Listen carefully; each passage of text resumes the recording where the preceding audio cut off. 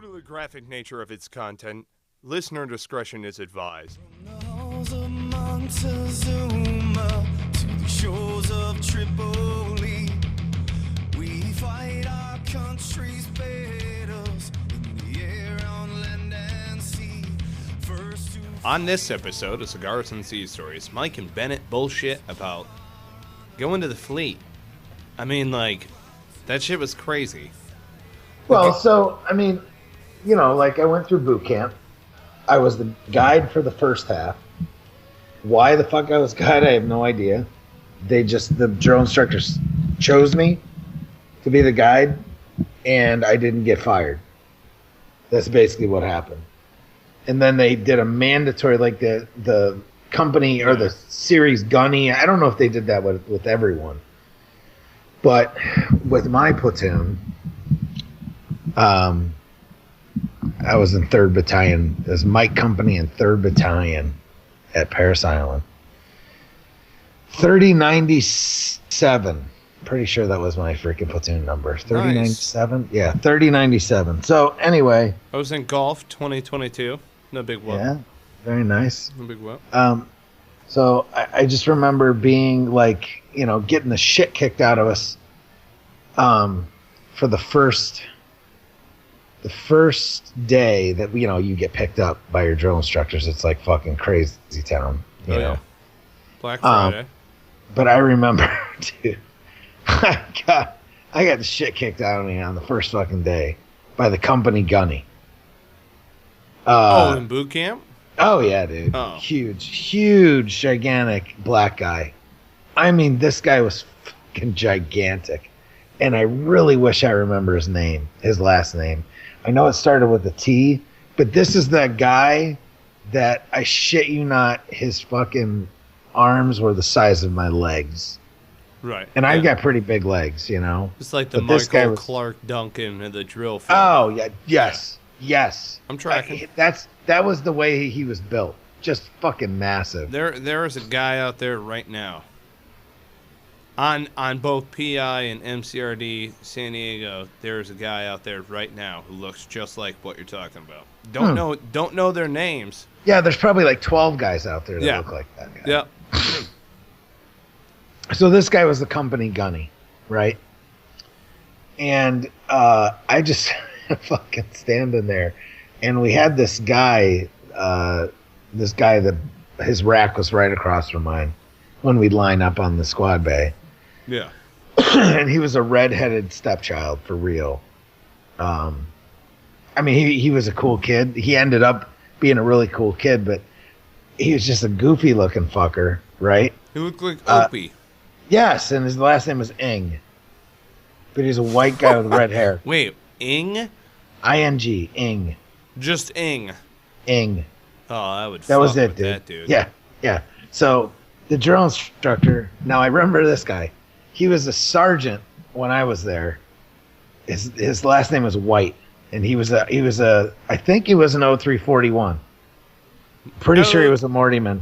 I'm pretty sure he was a mortarman. He was an infantryman though, for sure. His last name was White. He was a sergeant, and he got promoted to staff at the end of boot camp. Like when we were leaving, he had just gotten he got promoted like very shortly thereafter. But anyway, he was up in Ing's face, right? Yeah.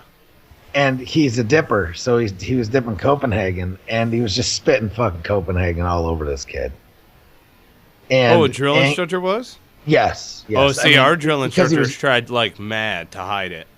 Oh no, he had just big fat dip in his lip. Yeah. And it was just spraying on the dude's face, right? Ing. Yeah. I look over and I'm watching this and I'm just like, holy fuck, what the fuck is going on? Because it was chaos, right? And all I see is Ing start dry heaving.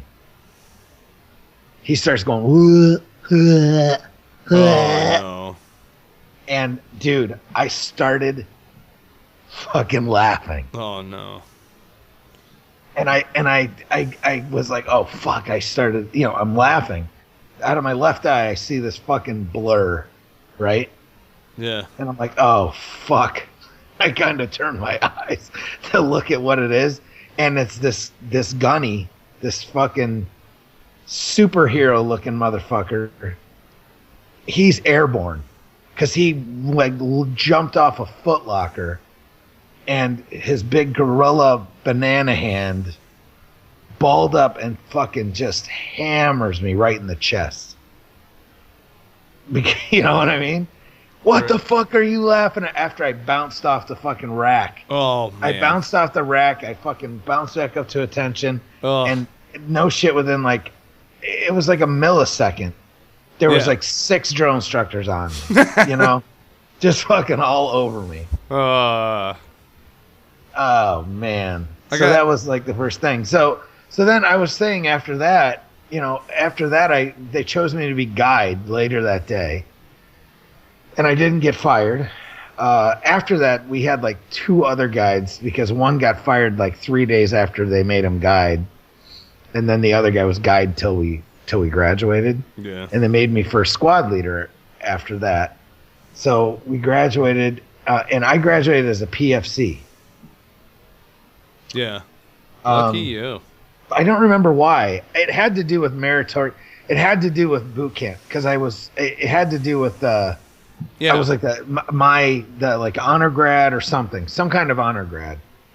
But it wasn't like I wasn't like the company honor grad. I was like the platoon honor grad or something. So I graduated as a PFC, and then we went through, you know, MCT SOI, and I got, like I said, we got to receiving after SOI, and this is at LeJeune. This is like 1990, January of 93. And, you know, they came in, they said, hey,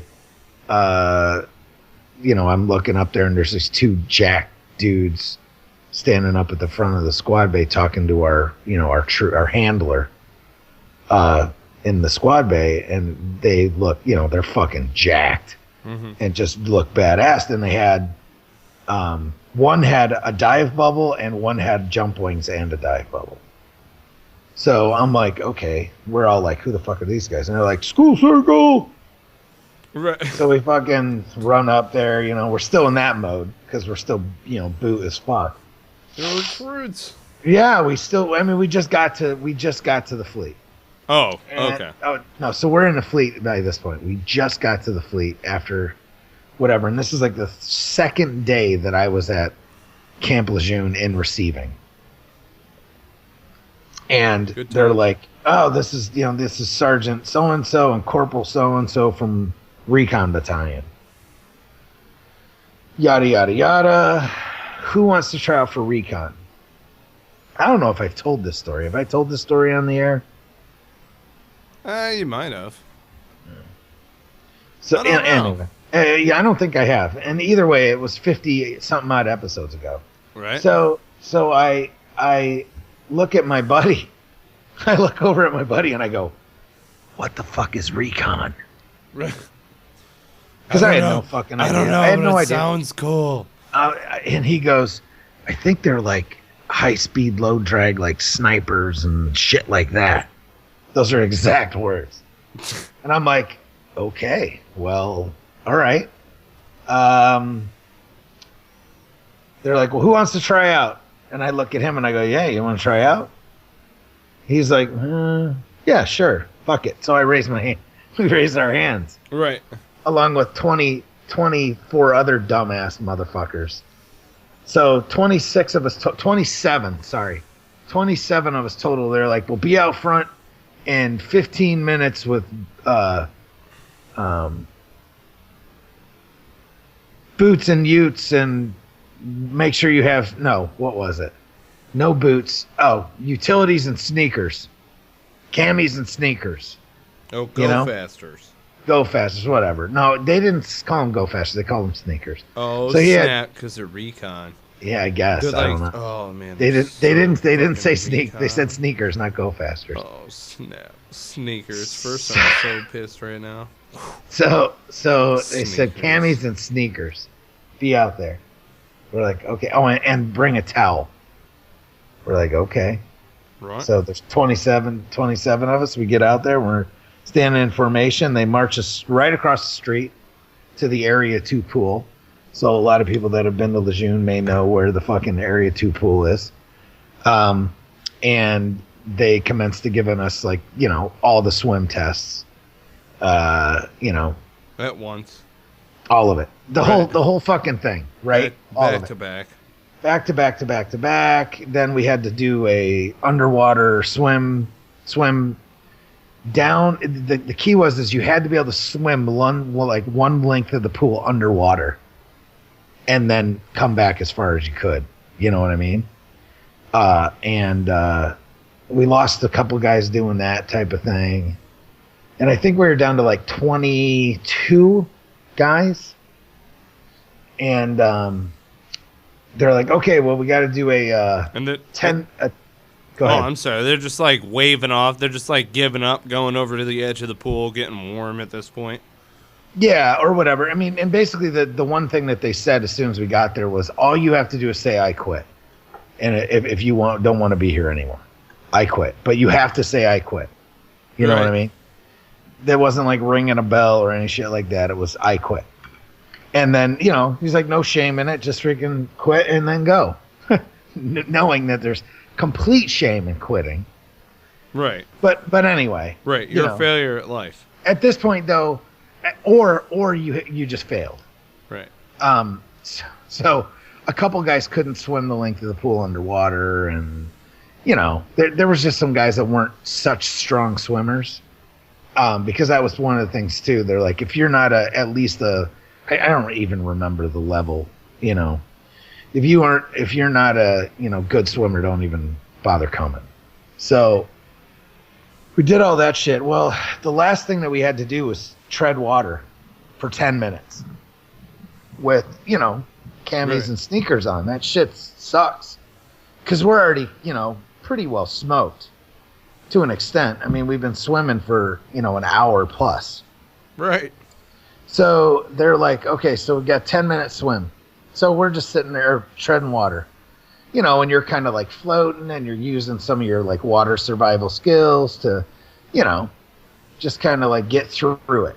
Not horrific, not bad, for the first 5 minutes. And it did feel like an eternity. But so after 5 minutes, I see like 2 of the instructors jump in with fins and masks on. And I'm like, all right, you know, I'm thinking like, oh yeah, well, you know, because people are getting fucking tired. You had already had like 2 or 3 guys. You'd already had like you're so fucked. Right. You had a couple guys already quit. So, you know, they had swam over and they're like, oh, I can't fucking do it. So we're down to probably like 16, 17 guys by now. Right. And all of a sudden I just hear like god awful noises begin behind me of like motherfuckers drowning. Then I hear a dude scream like a fucking girl. I shit you not. He was screaming like a fucking woman. Like, don't fucking touch me. Don't fucking touch me. Don't touch me. You know? And I turn around and it's because one of the instructors has got a hold of his ass. Oh, God. And just takes him under. And as soon as I saw that, I went, oh, fuck. They're fucking sharking motherfuckers. Well, they hadn't made it over to my direction yet, because I was kind of like slowly just like, yeah, like hiding kind of, you know, because who the fuck wants to deal with that shit? Nobody. Right. Well, out of the corner of my right eye, I see another instructor jump in and he beelines right for me. Ugh. Oh, fuck. I like take a deep breath. He fucking takes me under. He's messing with me. I come back up, but I was fighting. I wasn't like fighting him, but I was fighting him. And like I've said this in the past, and other times I've told this story, he like whispered in my ear, "Don't fight me." And that right there saved my shit though, because I didn't fight him.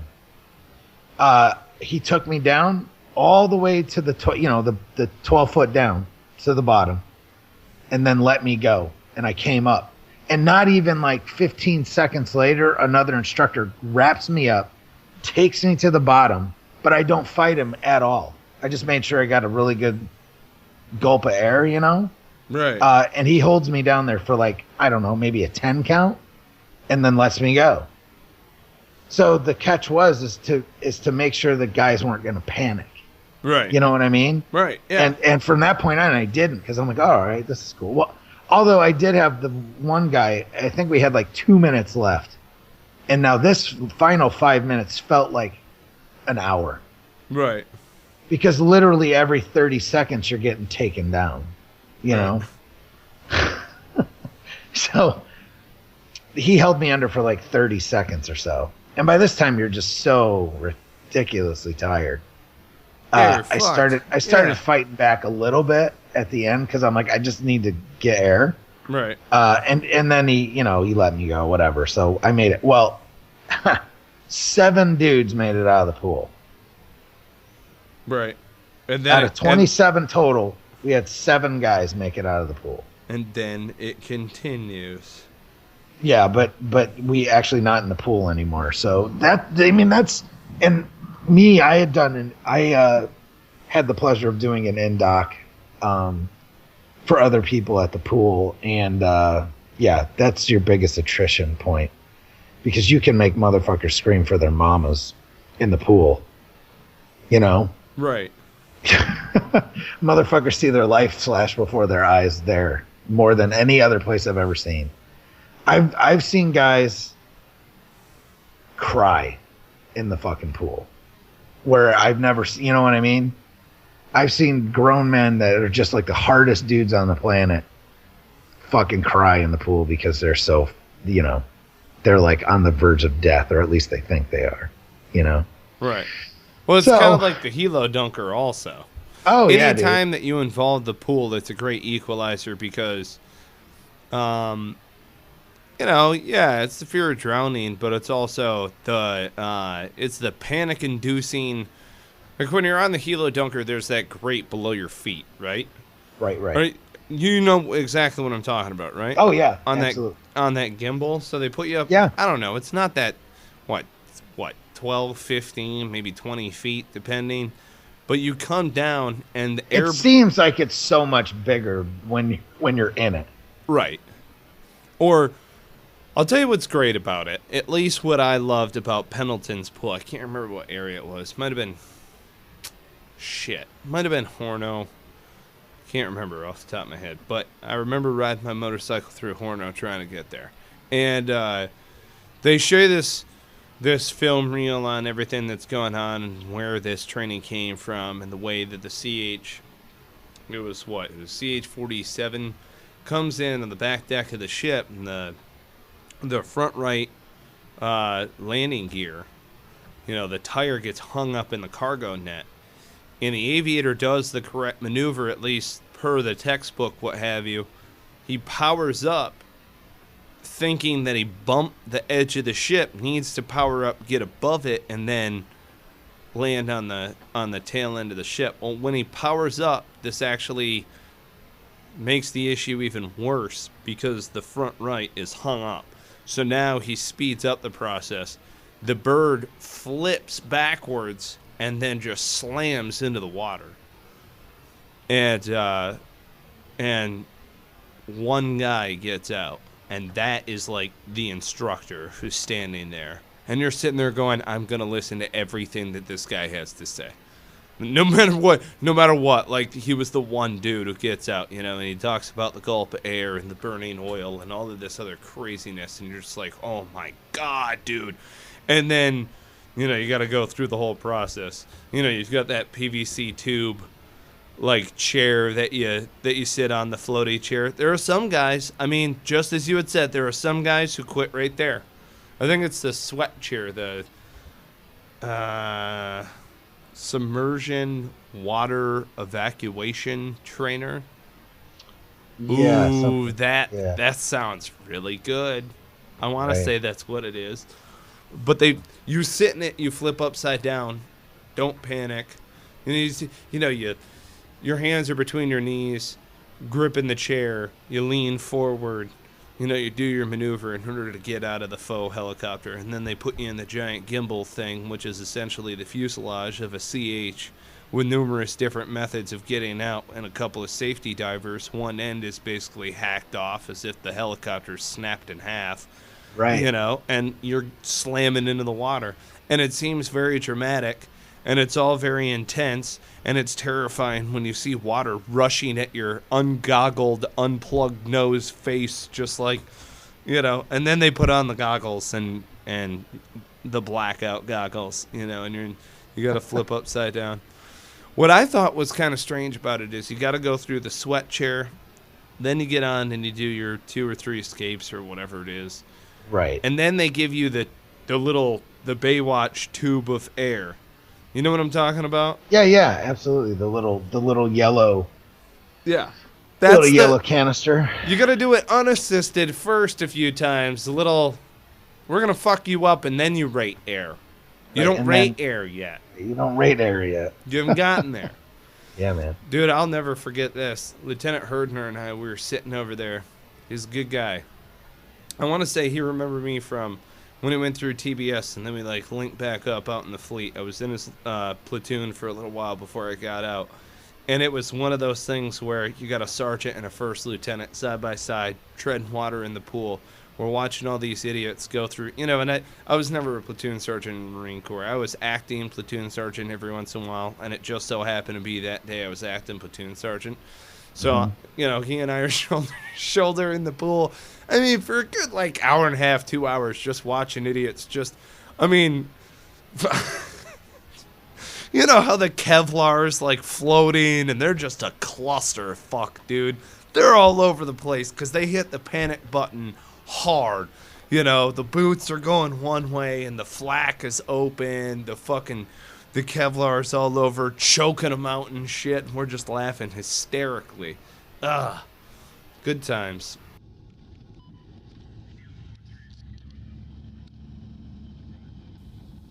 Cigars and Sea Stories is proud to support and sling Counter-Strike Coffee.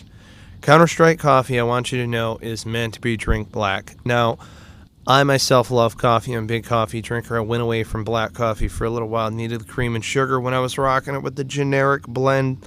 Counter-Strike Coffee brought me back into the fold in a huge, huge way. They do a great dark roast. I'm a big fan of napalm. That's my fave. Smooth operator is good, though. It can go with cakes and pies, and I got a bit of a sweet tooth. I know a couple of us do, you know. And then also Firewatch.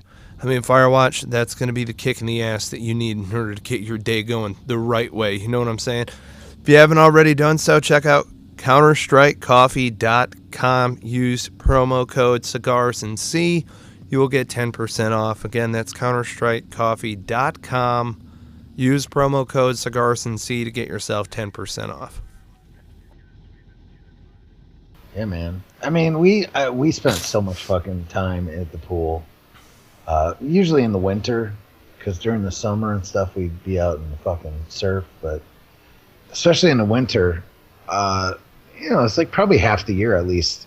If we were in garrison, we would do pool PT once or twice a week.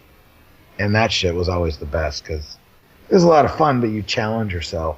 Yeah. You know, big time, especially when you're tying your hands and feet and they're like, yep, fucking survive for 15 minutes while you do that shit. You know? Right.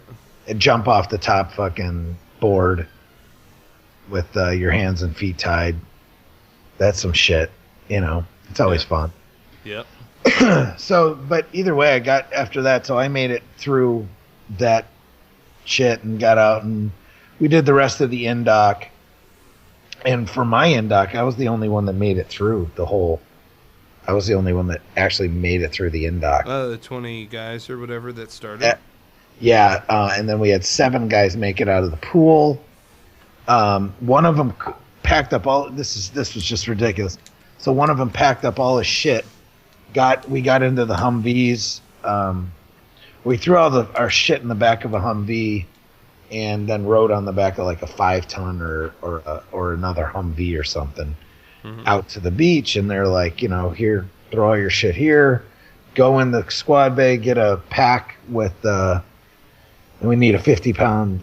You need a 50-pound rucksack. Yeah. And here's a sandbag to do that with some plastic bags, and be back out here in like a half hour or whatever. And so at that point, the first thing we did was a PFT, and then went on from there. Obstacle course, a couple times. I think it was down, back. So we did it down, backwards, and then through again, and then climbed the rope. And I thought I was going to die, because I was like, by the time you climb the rope, you'd already been through the course 3 times, and you had to do it under a certain amount of time. And then we did a 5-mile like ruck run, basically, that you had to do 5 miles in under an hour with a 50-pound pack, 50-pound ruck. And then I think all of us did it in like somewhere between 46 and like 55 minutes. But one guy, as soon as we got out there, one guy quit. He got out there, saw the place, and was like, "Nope, I'm done." And they're like, "Why the fuck did you come all the way out here?" Right. Packed up all your shit and you came all the way out. So then there were 6. And everybody made it through all the physical shit, all that. We ate chow. And it was always, everything was running. You ran everywhere, the whole recon way. And we got through all of the stuff, and they're like, "All right, well, you're done." I don't know. This is probably like 1700 at this point. You're like, go ahead, go down to eat chow, and then come back and rack out. We're like, wow.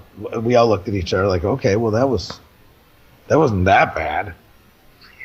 Right. Not dead yet. We're not dead yet. And then everyone pretty much went to sleep like, within like an hour or two. But then all hell broke loose. And they yank us out of our fucking slumber, and right. It was on for about, I don't know, 15 hours or so. It was all a ruse. Yeah, it was all a ruse. By the next morning, everyone was, out in the fucking volleyball pit, in the sand pit, and they had brought out the guys that had already made it through an Indoc, and were like waiting in RIP to go to ARS or go through a RIP class, because this was before BRC. This is before they had that shit. Right. So it was like 06. The sun was just starting to like peak up a little bit. And we hadn't gotten the shit kicked out of us all night, fucking running back and forth to the surf. And, it's like January, February. So it's cold. It's North Carolina, It's freaking cold, and we're running around, turning ourselves into sand cookies, and just a regular getting our shit pushed in for, a good while by these, 2 lovely sergeants and a corporal who were just having way too much fun doing this shit. Right. And until it was later on in the night, and they're like pissed that they're awake still, because they're like, "Yeah, we're going to make you motherfuckers quit," And nobody did. There was nobody that quit. And then we got to like 06 in the morning. The other guys that were there was probably like, I don't know, 15 other guys that were waiting, and we were the last Indoc for the cycle or whatever. And whoever made it through, then literally like 2 days later, we were going to start our RIP class. So they were all out there getting smoked with us for about half an hour. Gotta love that. And during that whole time, then so one guy quits. Finally, one of the 6 of us quits. Stands up, I quit. And everyone's like, "No, get the fuck back down." And they're like, "Are you sure you want to quit?" Like, they gave him the chance to like rescind his fucking quitting, right? Right. He's like, "Yeah, I'm done." So they sent him in. Probably within 20 seconds, 2 more guys like simultaneously stand up and quit. And they're like, "What the fuck?" And so there's 3 of us left. And all the other guys are looking at us like, "Don't you fucking quit, pussy. you can do this, this isn't that hard. You guys are fucking almost there. They're like, they're going to fuck with you for like another 2 hours, And what was funny is we had 2 lieutenants in the RIP class. Yeah. So the lieutenants were like, right next to us. Like, you had lieutenants and then you had a corporal and a sergeant. Like, those were the highest ranking guys. They were like right there, like, don't quit. These fucking guys, they're gonna smoke your balls for the next, maybe 3 hours. And they're like, fuck you, sir. We're gonna smoke them all fucking day. You know what I mean? Right. Talking to the LT. Right. Basically telling the LT to go shove it in his ass. But they're like, fuck you, sir. That's not what's gonna happen. It was so weird. It was so fucking weird. And it was the first time, shortly thereafter, it was the first time I saw the gunnery sergeant that was in charge of RIP, who I'll never forget. The guy was fucking amazing, dude. And I know if there's any other recon guys that were out there around the time that I was out there or before will remember Gunnery Sergeant Pena. Something is Pena or Pena, right? Just a fucking amazing dude, but he smoked like a chimney.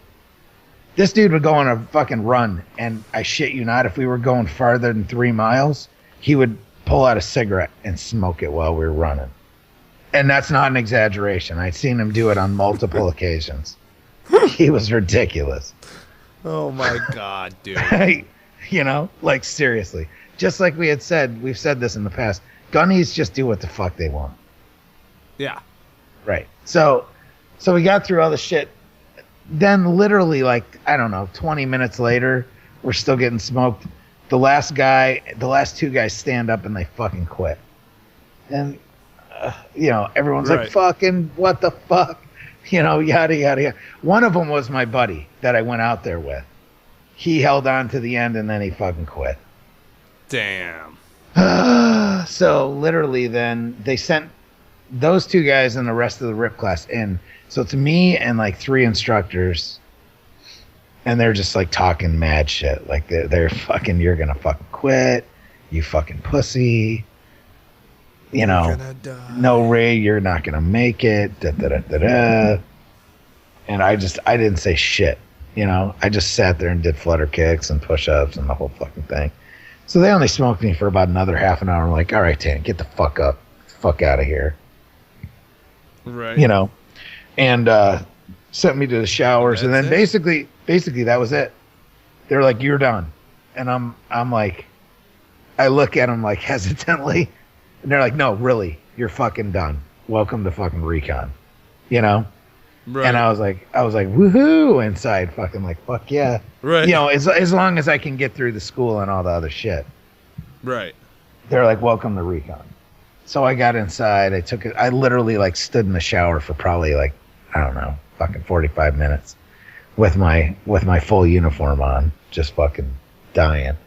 And literally I put on like my Silkies, my PT gear, and fucking went to sleep.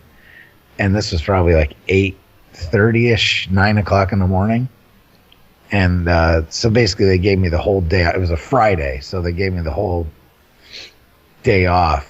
And then I had the whole weekend off. But what was cool as shit, and this is what I tell you, it's like, even though you're a fucking boot cherry fuck, and you basically are like gum on the bottom of their shoe, they still take care of your ass. The NCOs would still, ultimately at the end of the day, there would be those little nuggets of shit that you would see, and you would go, yeah, man, they give a, you know what I mean? Like, they care. Like, they're taking care of me. And one of them is when I woke up, I walked down, to take a piss, because we had still like open squad bays. They weren't open squad bays.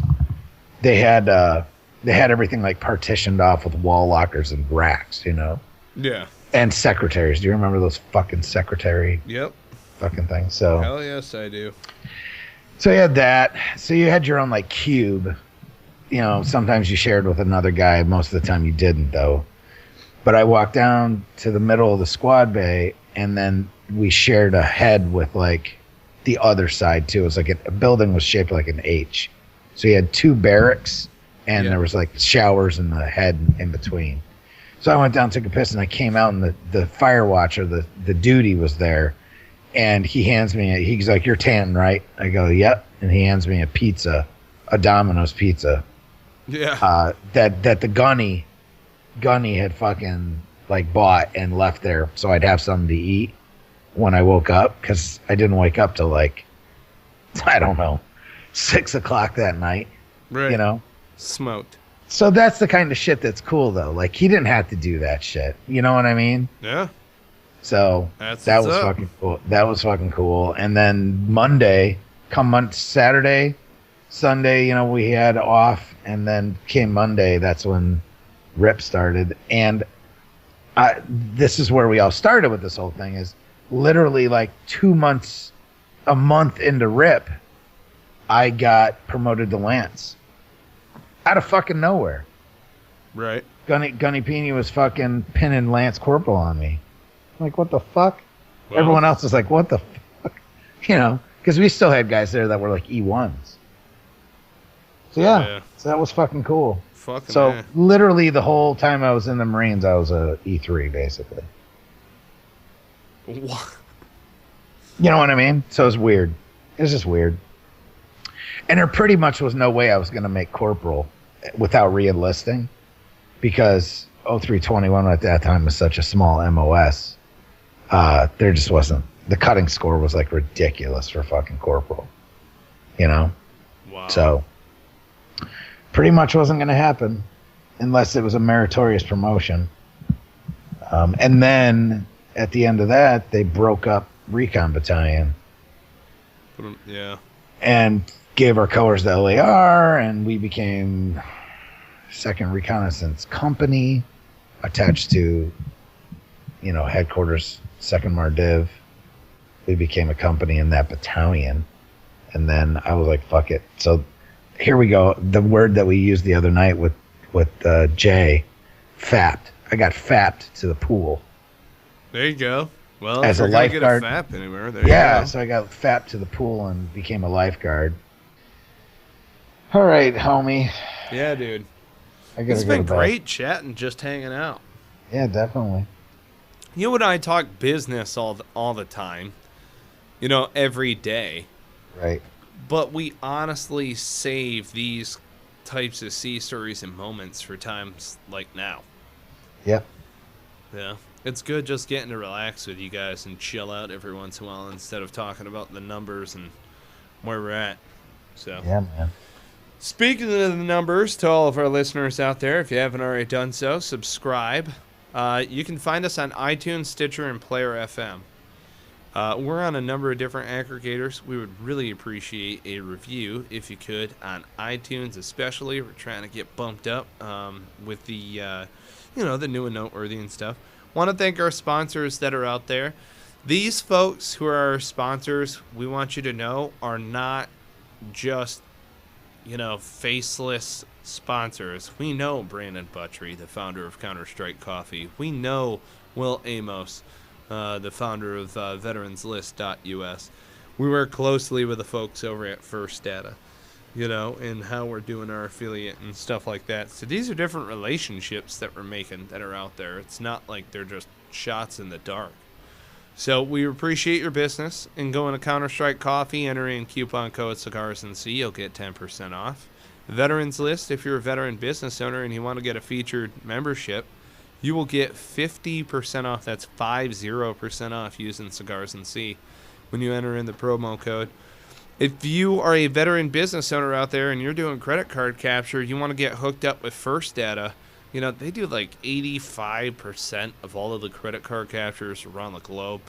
They're doing great things with veteran-led businesses. And our rep, Angel, we would love to put you in touch with her. If you're reaching out as a veteran-led business and you want to get in touch with First Data or Ignite Payments or any of these other folks that are out there, get in touch with us. And we'll put you in touch with the right means. Or just call up First Data and be like, hey, I'm a veteran-led business. The guys over at Cigars and Sea Stories said that you guys could hook it up because they got great rates and you don't need to do the vendor thing, which is pretty cool. Or like merchant accounts like you do with your bank and stuff. I don't know. I'm not the sales guy on that. I put you in touch with any of the folks and then you do the business and stuff, and it's cool. So, thanks so much for listening. And Bennett, thanks for getting on with me, man. Yeah, brother. Oh, yeah. It was good. It was positive stuff. Folks, keep listening. If you're a former member of the Fleet Marine Force, that is on the Navy or the Marine Corps side, and you want to be a guest on our show, doesn't matter what you're doing now. You could be, anything from a pipe fitter to a guy on Wall Street. Get in touch with us. Hit us up. Get us an email over at contact@cigarsandseastories.com. If you're a veteran out there and you're adding value to the world and you want to get on the show, reach out to us. I mean, we want to sit back, bullshit with you, a little bit of business, a little bit of BS, not hurting anybody. I hope that you folks are having a great day out there in Radio Land. And, Bennett, take care, man. Send our love to the family.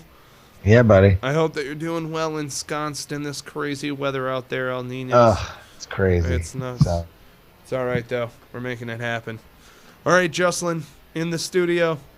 Cue the music, my man.